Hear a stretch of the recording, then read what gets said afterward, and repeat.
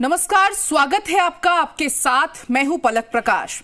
हमारे शरीर में सबसे महत्वपूर्ण अंगों में से एक है लंग्स, इसलिए इनकी सुरक्षा करना बेहद जरूरी है। लंग्स लगातार हमारे शरीर को ऑक्सीजन प्रदान करते हैं, लेकिन हमारी छोटी छोटी गलतियों की वजह से इनमें इंफेक्शन हो सकता है, जो कि बड़ी बीमारियों की वजह बन जाती है। अगर समय रहते हम इन इंफेक्शन को समझकर उनका इलाज करवा लेते हैं तो हम बड़ी परेशानियों से बच सकते हैं।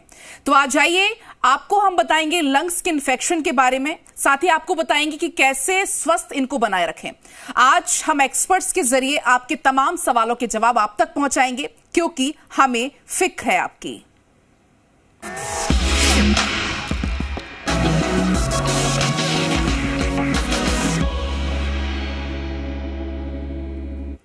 और इस पर हम विस्तार से बातचीत करेंगे। इसके लिए हमारे साथ जुड़ रहे हैं डॉक्टर दीपक प्रजापत, जो कि श्वसन रोग विशेषज्ञ हैं। साथ ही हमारे साथ जुड़ रहे हैं डॉक्टर अंकित भाटिया, जो कि श्वसन रोग विशेषज्ञ हैं। स्वागत है आपका जी राजस्थान पर। नमस्कार।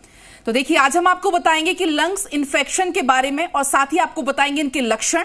साथ ही अगर आपके मन में कोई सवाल है, कोई प्रश्न है, तो आप हमारे साथ जुड़कर हमारे एक्सपर्ट से सवाल कर सकते हैं, बातचीत कर सकते हैं।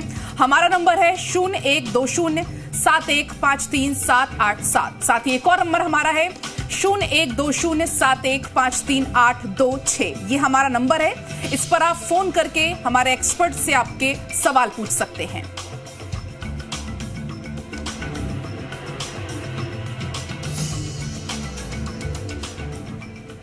तो देखिए, यदि आपको हेल्दी रहना है तो अपने फेफड़ों की सेहत का खास ख्याल रखना बेहद जरूरी है, क्योंकि आपके लंग्स ही ऑक्सीजन को फिल्टर करके आपके शरीर तक पहुंचाते हैं। तमाम इस पर हम विस्तार से बातचीत करेंगे, तमाम सवालों के जवाब हम अपने एक्सपर्ट से लेंगे। हमारे साथ डॉक्टर दीपक और डॉक्टर अंकित जुड़े हुए हैं। डॉक्टर दीपक, मैं पहले आपके पास आऊंगी। जिस तरीके से हम फेफड़ों की बात कर रहे हैं, तो जरूरी इसमें पहले ये जानना हो जाता है कि फेफड़ों के आखिर मुख्य रोग कौन कौन से हैं। देखिए, यदि हम बात करें ओवरऑल चेस्ट इन्फेक्शंस की, चेस्ट इन्फेक्शंस में सबसे कॉमन जो इंडिया में पाया जाता है वो ट्यूबरक्लोसिस है। इसके बाद यदि बात करें तो फंगस के इन्फेक्शंस हैं, बैक्टीरिया के इन्फेक्शन है। इन दिनों में वायरस इन्फेक्शन बहुत ज़्यादा चल रहे हैं। तो ये 4 मुख्य रूप से इन्फेक्शंस होते हैं जो लंग्स को अफेक्ट कर सकते हैं जी। और स्पेशली जो लोग डायबिटिक हैं, इम्यूनो कॉम्प्रोमाइज्ड उनको हम बोलते हैं, डायबिटिक हैं या कीमोथेरेपी पे हैं, कैंसर के पेशेंट्स हैं या फिर HIV के पेशेंट्स हैं, तो इन पेशेंट्स की जो इम्यूनिटी होती है वो काफ़ी वीक होती है, जिसके चलते ये जल्दी से इन्फेक्शन पकड़ने के लिए ज़्यादा प्रोन होते हैं। तो इन लोगों को ज़्यादा सावधानी लेने की ज़रूरत होती है as compare to normal population. पर ऐसा नहीं है, इन्फेक्शन किसी को भी हो सकता है, कभी भी हो सकता है। लेकिन सीवियरिटी की बात करें तो सीवियरिटी इन इम्यूनो कॉम्प्रोमाइज्ड पेशेंट्स के अंदर ज़्यादा होती है और जान का खतरा भी बन सकता है। जी बिल्कुल डॉक्टर दीपक। डॉक्टर अंकित, यदि मैं आपके पास आऊं, फेफड़ों में इन्फेक्शन की यदि हम बात करें तो इसमें लक्षण कौन कौन से हैं कि हम वो लक्षण देखकर हम समझ सकते हैं कि हमारे जो फेफड़े हैं वो इन्फेक्टेड हो रहे हैं। देखिए, फेफड़ों के इन्फेक्शन में मैं कहूँ तो सबसे ज़्यादा कॉमन जो ऑर्गेनिजम्स होते हैं या जो भी कारण होते हैं उस पर डिपेंड करता है कि आपके सिम्टम्स क्या हैं। जैसे कि आजकल सबसे कॉमन है वायरल इन्फेक्शन। तो वायरल इन्फेक्शन में यूजुअली अगर आप देखेंगे तो लंग के इन्फेक्शन में आपको सबसे पहले गला खराब होगा, जुकाम लगेगा, खांसी आएगी, बुखार आएगा। अगर आप उसके ऊपर बैक्टीरिया का इन्फेक्शन लेते हैं तो उसमें बलगम, खांसी के साथ बलगम आता है जिसका कलर थोड़ा सा वाइट हो सकता है, येलो हो सकता है, ग्रीन हो सकता है। तेज़ बुखार आ सकता है, बुखार के साथ बॉडी में पेन होता है, हेडेक होता है। अगर इसमें थोड़ा सा और आगे जाएंगे, अगर थोड़ा सा इन्फेक्शन और सीवियर होता है तो आपका इसमें खांसी में खून आ सकता है जी। थोड़ा और अगर सीवियर देखें तो आपका इसमें वेट लॉस हो सकता है, वज़न कम हो सकता है, आपको भूख लगना कम हो सकती है, छाती में पेन हो सकता है। तो इन्फेक्शंस के जो सिम्टम्स अगर आप देखेंगे तो वो छोटे से छोटा हो सकता है, जैसे कि गला ख़राब होना, नज़ला होना। वहाँ से लेकर कोई सीवियर इन्फेक्शन अगर होता है तो उसमें खांसी में खून आ सकता है, वज़न कम हो सकता है, छाती में पेन हो सकता है। तो मुख्य जो सिम्टम्स हैं वो यही होते हैं: खांसी आना, तेज़ बुखार होना, छाती में पेन होना, बॉडी एक होना, वीकनेस महसूस करना, गला खराब होना, खांसी में खून आना, ये सारे सिम्टम्स होते हैं लंग्स में इन्फेक्शन के। जी, तो आपने तमाम ये सिम्टम्स बताए। डॉक्टर दीपक, यदि जो सिम्टम्स की यदि हम बात कर रहे हैं, अगर ये लक्षण दिख रहे हैं, जो दर्शक हमारे बैठे हुए हैं, उनके जानने वाले या किसी में इनके सिम्टम दिख रहे हैं, तो वो जाकर कौन से टेस्ट करवाएं, इसके लिए कौन से टेस्ट जरूरी होते हैं? देखिए, सबसे ज़रूरी टेस्ट जो होता है, सबसे पहले मुख्य रूप से चेस्ट एक्सरे ज़रूर करवाना चाहिए। अगर लंग्स में कोई भी इन्फेक्शन होता है तो उसका पहला जो दिखता है लक्षण या सिम्टम, जिसको हम कहते हैं कि पहला लक्षण जो दिख रहा है किसी लैब की रिपोर्ट में, तो वो एक्सरे के अंदर आएगा। इसके अलावा कुछ ब्लड के टेस्ट भी होते हैं जो कि इन्फेक्शन टू इन्फेक्शन डिपेंड करते हैं कि कौन सा इन्फेक्शन है, उसके हिसाब से डिसाइड किया जाता है कि कौन सा टेस्ट करवाना चाहिए। और यदि डाउट हमें ट्यूबरक्लोसिस का है, जैसे कि डॉक्टर साहब ने बताया कि खांसी अगर किसी को है और वो 2 हफ्ते से ज़्यादा की खांसी है जी, तो ऐसे लक्षण के रूप में बलगम का टेस्ट सबसे ज़रूरी होता है चेस्ट एक्सरे के साथ। आप बिल्कुल जिस तरीके से हम बात करें इन्फेक्शन की, यदि बात हम करें कि फेफड़े इन्फेक्टेड ही ना हो, इसके लिए किन बातों का ख्याल रखना बेहद जरूरी है डॉक्टर दीपक? देखिए, कुछ सावधानियां हैं जो ली जा सकती हैं, जैसे कि अगर आप रेगुलर तौर पर एक्सरसाइज करते हैं, फेफड़ों की एक्सरसाइज करते हैं, या फेफड़ों की एक्सरसाइजेज में मुख्य रूप से ब्लोइंग एक्सरसाइजेज होती हैं जो कि लंग्स को हेल्दी रखने के लिए की जाती हैं, गुब्बारा फुलाने वाली एक्सरसाइज होती है, तीली बुझाने वाली एक्सरसाइज होती है, आप अपने लंग्स की सारी हवा पूरी तरीके से बाहर निकाल के अंदर लें, इस तरीके की प्रक्रिया है, अनुलोम विलोम है। तो ये कुछ एक्सरसाइजेज हैं जिनके ज़रिए आप लंग्स को हेल्दी रख सकते हैं। इसके साथ साथ कुछ संतुलित आहार जो हम जिसे कहते हैं डाइट के अंदर, यदि आप अपने पोषक तत्व ठीक से लेंगे, जैसे कि प्रोटीन डाइट अगर ज़्यादा लेंगे तो उससे भी लंग्स की जो बॉडी की इम्यूनिटी है वो ज़्यादा अच्छी बनती है और इन्फेक्शन होने का डर कम रहता है जी। साथ ही साथ यदि हम बात करें कि कौन से ऐसे भोजन में पदार्थ हैं जो हम ले सकते हैं, तो उनमें ड्राई फ्रूट्स आप ज़्यादा से ज़्यादा लीजिए, वेजिटेबल्स लीजिए, हरी सब्जियां लीजिए, और ज़्यादा से ज़्यादा दालें जो होती हैं, सोयाबीन है, चने हैं, इनका सेवन करिए ताकि जो शरीर में प्रोटीन की मात्रा कम ना हो और शरीर की इम्यूनिटी कमज़ोर ना पड़े। तो कुल मिलाकर कह सकते हैं इन तमाम चीज़ों का ख्याल रखते हुए हम फेफड़ों को इन्फेक्टेड होने से बचा सकते हैं। हमारे कॉलर भी हमारे साथ जुड़ना शुरू हो गए हैं। बिल्कुल स्वागत है आपका, अपना सवाल रखिए आप। लेकिन देखिए, पहले मैं अपील करूंगी दर्शकों से कि अपने टीवी का वॉल्यूम आप कम करिए लीजिए, म्यूट कर लीजिए, उसके बाद अपना सवाल करिए। हेलो जी जी बोलिए। जी आप अपना सवाल करिए। हाँ सर, गंगानगर से बोल रहा हूँ जी। हाँ सर, मेरे 7-8 महीने से नाक में और एक आंख में पानी आ रहा है और गला खराब है सर, गले में खराश आ रही है जी। और कभी कभी रात को थोड़ी बहुत खांसी, हल्की खांसी आ जाती है, तो मैं सिट्रोजिन वगैरह ले रहा हूँ, उससे थोड़ा आराम है, बाकी ज्यादा आराम नहीं है सर, क्या करूँ मैं? जी डॉक्टर अंकित जी, देखिए आपको सांस में एक आपसे कोई प्रश्न पूछूंगा, आपको कोई सांस में कोई दिक्कत तो नहीं होती? नहीं सर, सांस में तो कोई दिक्कत नहीं है मेरे। सांस लेते हैं, आवाजें तो नहीं आती रात को? नहीं जी, आवाजें नहीं आती है। अच्छा, आप स्मोक तो नहीं करते? नहीं सर, कोई तरह का स्मोक नहीं करता सर, मैं सिलाई का काम करता हूँ सर, टेलर हूँ मैं। अच्छा, देखिए आपका जो आप मुझे बता रहे हैं वो यही है कि आपको एलर्जी की प्रॉब्लम ज़्यादा लग रही है। इस केस में हम लोग इस चीज़ को एलर्जिक राइनोसाइनोसाइटिस बोलते हैं, जिसमें आपको किसी चीज़ से एलर्जी होती है, उस एलर्जी के कारण आपका नाक बहता है, आंखों में से पानी आता है।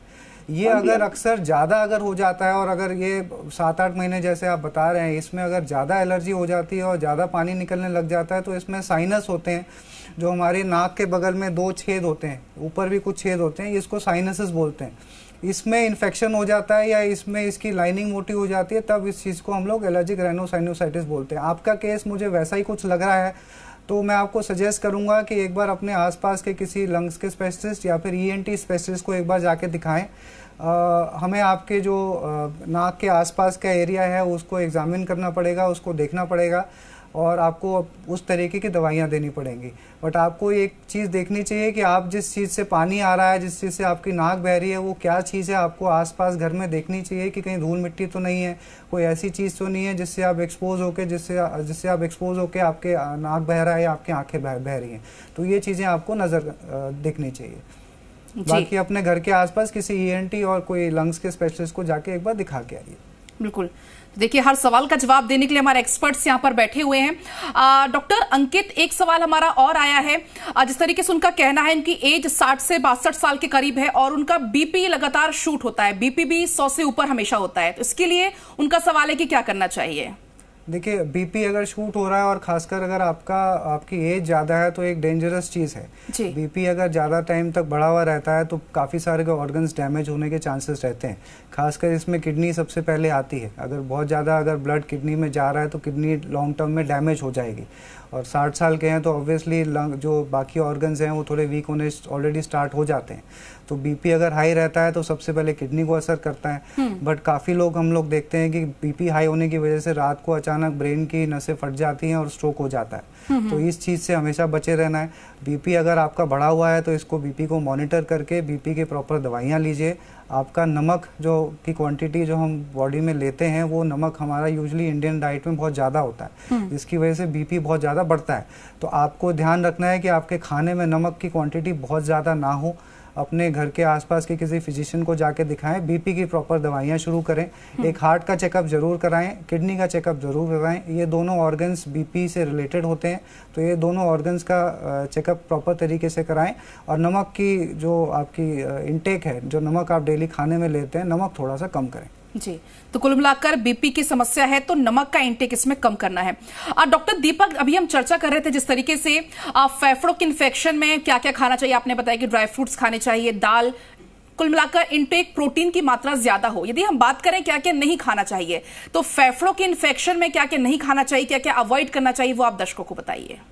देखिए, अगर हम बात करें कि क्या नहीं खाना चाहिए तो वो डिपेंड करता है कि पेशेंट डायबिटिक है कि नहीं है, हाइपरटेंसिव है कि नहीं है, अंडरलाइन कोई डिजीज है कि नहीं पेशेंट में।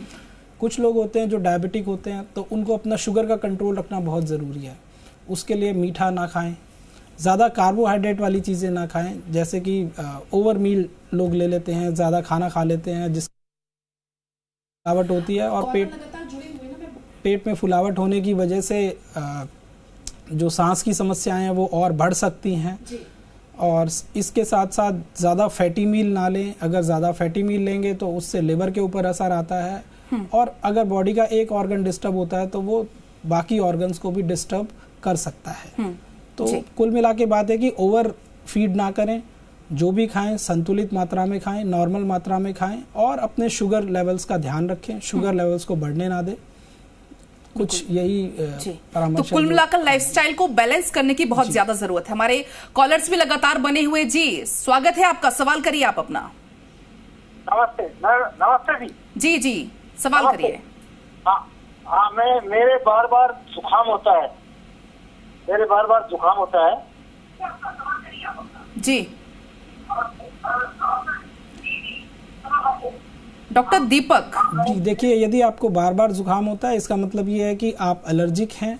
और ज़्यादातर आपको जुकाम तब होता होगा जब भी मौसम चेंज होता है या किसी डस्ट से या कहीं कोई कंस्ट्रक्शन चल रही है वहाँ पे अगर कोई एक्सपोजर होता है उसके चलते आपके नाक से पानी आ सकता है। तो यदि आपको एलर्जी की समस्या है तो सबसे पहला उपाय तो यही है कि आप रूटीन तौर पर गर्म पानी की भाप ज़रूर लें। अगर आप कर सकते हैं तो जल नीति का इस्तेमाल कर सकते हैं, उससे भी आप साइनसेस को क्लीन रख सकते हैं। इसके साथ साथ यदि आपको सांस लेने में कोई समस्या हो रही है, खांसी हो रही है, तो आपको अपने नज़दीकी डॉक्टर से परामर्श करके पर्याप्त उपचार करवाना चाहिए। हो सकता है कि ये एलर्जी जो है एस्थमा में कन्वर्ट हो रही हो, तो उसके लिए कुछ इनहेलर्स या जो भी ट्रीटमेंट आपके डॉक्टर आपको देंगे उसका आप सेवन कीजिए। जी, बिल्कुल। तो डॉक्टर अंकित, जिस तरीके से भी हम बात भी कर रहे थे लाइफस्टाइल को लेकर, यदि बात हम लाइफस्टाइल की करें तो लोगों को किन आदतों को बदलने की ज्यादा जरूरत है, या हम कहें कि किन चीजों के सेवन से फेफड़े के खराब होने की संभावना ज्यादा बढ़ जाती है, या किन आदतों को बदले जिससे फेफड़े स्वस्थ रहेंगे? देखिए, बहुत आसान है बोलना बट थोड़ा करने में कठिन होता है। बिल्कुल। लंग्स की एक बहुत बड़ी खासियत होती है कि जो हमारे लंग्स होते हैं वो सीधा ही बाहर पर्यावरण से कनेक्टेड होते हैं। ये एक ऐसा ऑर्गन है जो हमेशा हम जो बाहरी जो भी सांस ले रहे हैं, जो भी आपके एनवायरनमेंट में है, चाहे वो धूल मिट्टी हो, चाहे वो जो भी कीटाणु हो, वो सीधा नाक के थ्रू आपके लंग्स में जाते हैं जब आप सांस लेते हैं। तो लंग्स जो होते हैं वो सारा टाइम 24 घंटे एक्सपोज रहते हैं बाहर की चीज़ों से। तो बाहरी एनवायरनमेंट जैसा भी होता है उस हिसाब से आपके लंग्स को दिक्कतें आती हैं। तो आप जो भी कुछ इनहेल कर रहे हैं या जो भी सांस ले रहे हैं वो सारा लंग्स में जा रहा है और वो आपको परेशानी कर सकता है। तो मेरा कहना ये सबसे पहला इंपॉर्टेंट चीज़ है कि आप अपने हाथों को हमेशा धोते रहें, हाथों को साफ रखें, बार बार हाथों को नाक में या मुंह में बार बार टच ना करें, क्योंकि इससे क्या होता है जो भी चीज़ें आप बाहर टच कर रहे हैं, कोई भी इन्फेक्शन टच कर रहे हैं, कोई भी वायरस अगर किसी चीज़ में आ रहा है, अगर वो बार बार आप अपने नाक के आसपास टच करेंगे तो वो चीज़ें आपके लंग्स में जाके आपको इन्फेक्शन पैदा कर देंगे। तो सबसे पहला इंपॉर्टेंट चीज़ यही है।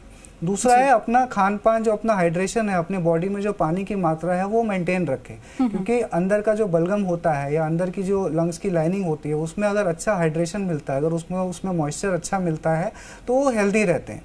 बट एक क्वेश्चन है, जो हार्ट के पेशेंट्स होते हैं उनके लिए ऐसा नहीं है, बट नॉर्मल लोगों के लिए नॉर्मल अच्छा पानी पिएं, जिसकी वजह से क्या होगा कि आपकी बॉडी में हाइड्रेशन अच्छा रहेगा तो लंग्स हेल्दी रहेंगे।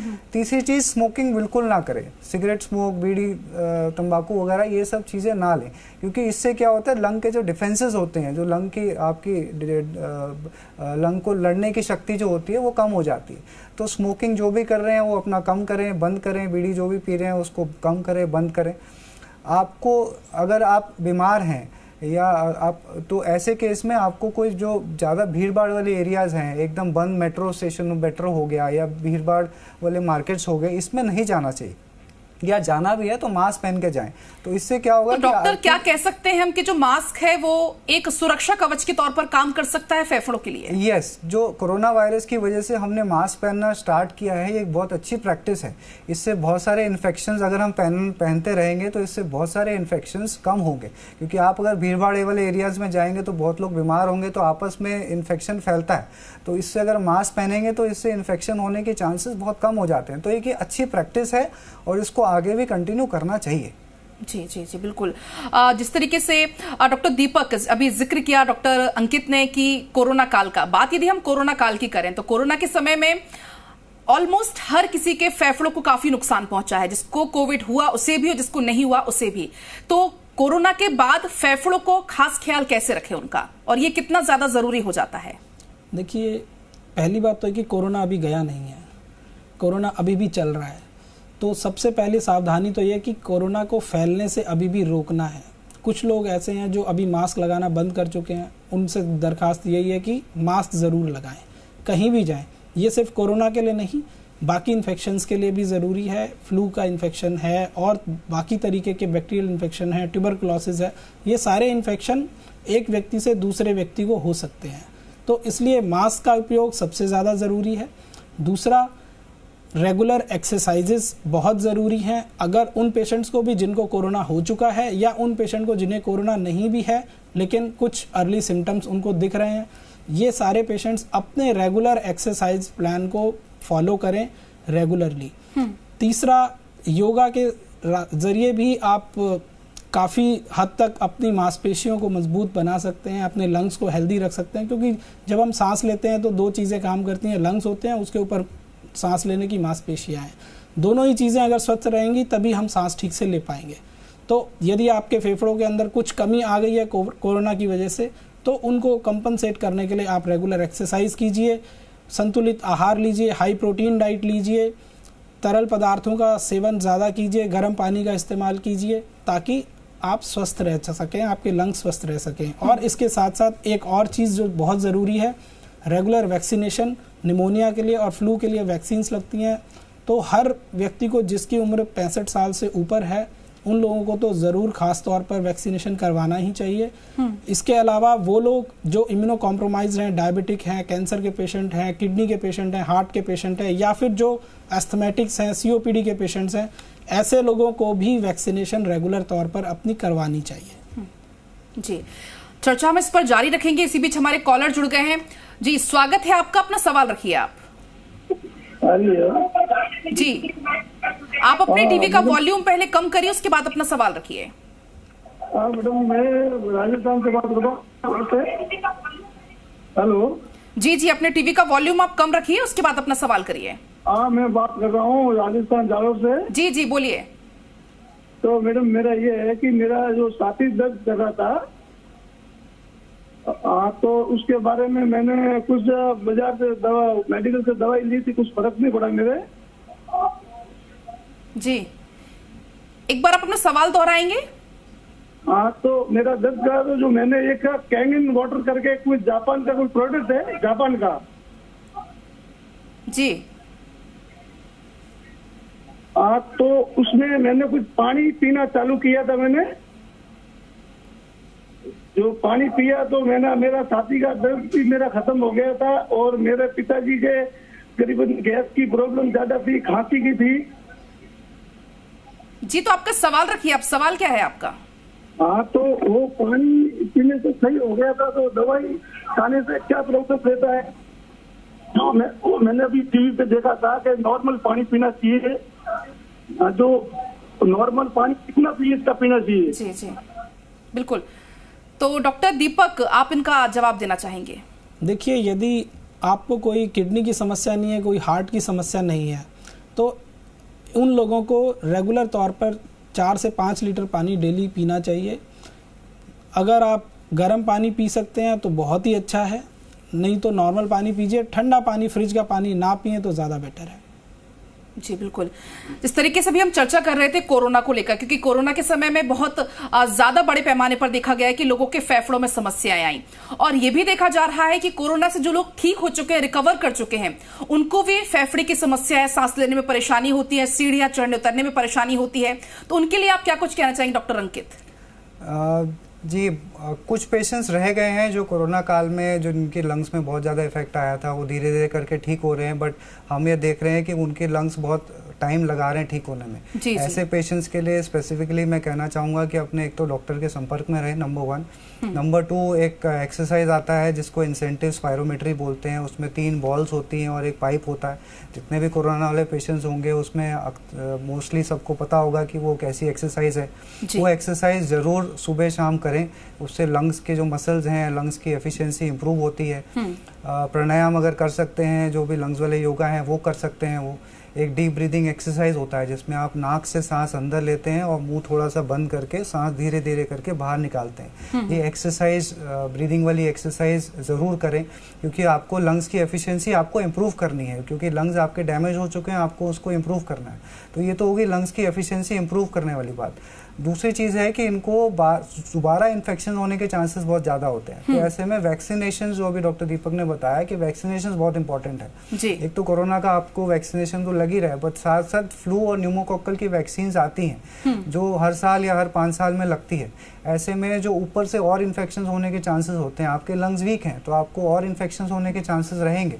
तो ऐसे में वो इन्फेक्शंस प्रिवेंट करने के लिए वैक्सीन आती हैं। एक फ्लू की वैक्सीन आती है जो हर साल लगती है, एक न्यूमोकोकल वैक्सीन आती है जो बैक्टीरिया निमोनिया के लिए होता है, वो हर 5 साल में लगता है। तो अपने डॉक्टर के संपर्क में ये वैक्सीन जरूर लगवाएं, एक्सरसाइज अच्छी तरह करें और अपने डॉक्टर के संपर्क में रहें। बिल्कुल।